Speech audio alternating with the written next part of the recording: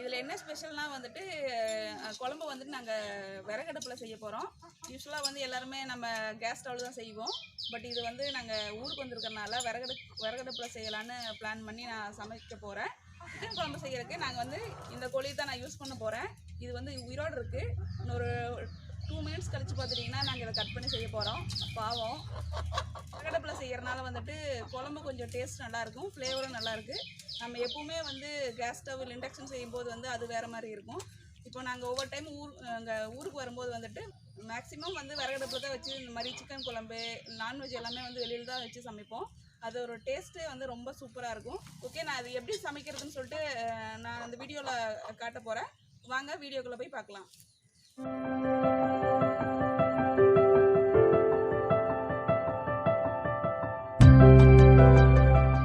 நாங்கள் கோழியை கட் பண்ணிட்டோம். கோழியை க்ளீன் பண்ணுறதுக்கு வந்து நம்ம சுடுதண்ணி வந்து ரொம்ப சூடாக வச்சுட்டு இந்த மாதிரி கோழியை வந்து முக்கி எடுக்கணும். அப்போ தான் அதனோட இறகுகள்லாம் வந்து நம்ம ஈஸியாக க்ளீன் பண்ண முடியும். இது மாதிரி வந்து நாங்களே வந்து வீட்டில் க்ளீன் பண்ணிப்போம், கடையிலெல்லாம் கொடுத்து பண்ண மாட்டோம். இப்போ என் ஹஸ்பண்டும் என்னோடய பசங்களும் வந்து செய்கிறாங்க. அவங்க வந்து ரொம்ப புதுசாக இருக்கிறனால அவங்க ரொம்ப லைக் பண்ணி பாருங்கள் செய்கிறாங்க.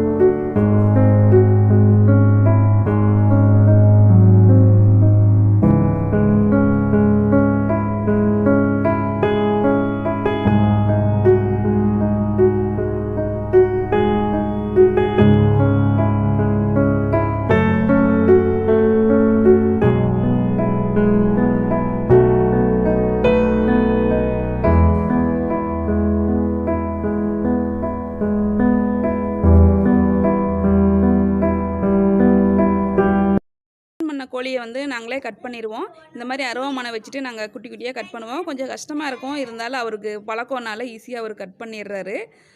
இது வந்து நம்ம வேணுங்கிற மாதிரி சின்னதாகவோ பெருசாகவோ போட்டு நம்ம குழம்பு செஞ்சுக்கலாம்.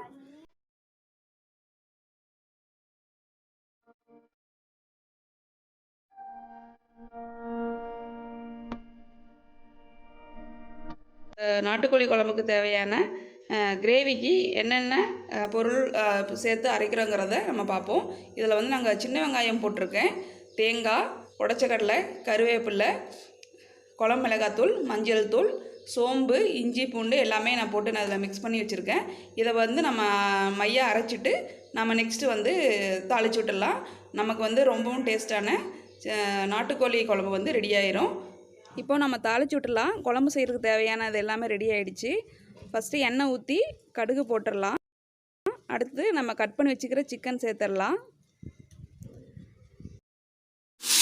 சிக்கன் போட்டதுக்கப்புறம் நல்லா ஒரு தடவை கலக்கிடலாம். வந்து இங்கே ஏரியாவில் மழை பெஞ்சதுனால விறகு சரியாக காயலை, அதனால வந்து தீ வந்து எரிய மாட்டேங்குது, வெறும் புகை மட்டும்தான் வருது. கண்ணெல்லாம் எரிய ஆரம்பிச்சிருச்சு.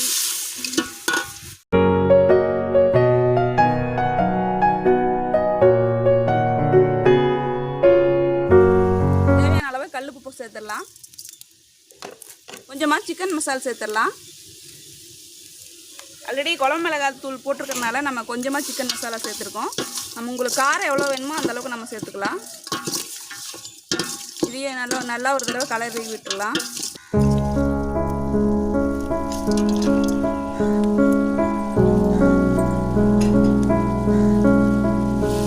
இப்போ நம்ம அரைச்சி வச்சுருக்கிற மசாலாவை இதில் சேர்த்துடலாம்.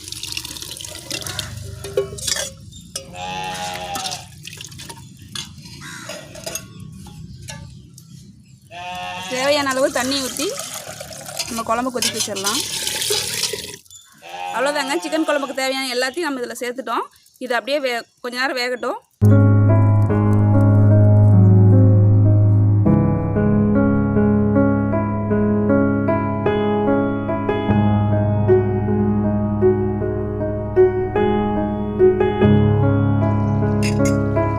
இப்போ குழம்பு நல்லா கொதிச்சிருச்சு. சிக்கனும் வந்து நல்லா வெந்துருச்சு. இப்போ நம்ம கொஞ்சமாக கொத்தமல்லி இலையை தூவி இறக்கிடலாம். நமக்கு ரொம்பவும் டேஸ்டியான நாட்டுக்கோழி குழம்பு ரெடி ஆயிடுச்சு.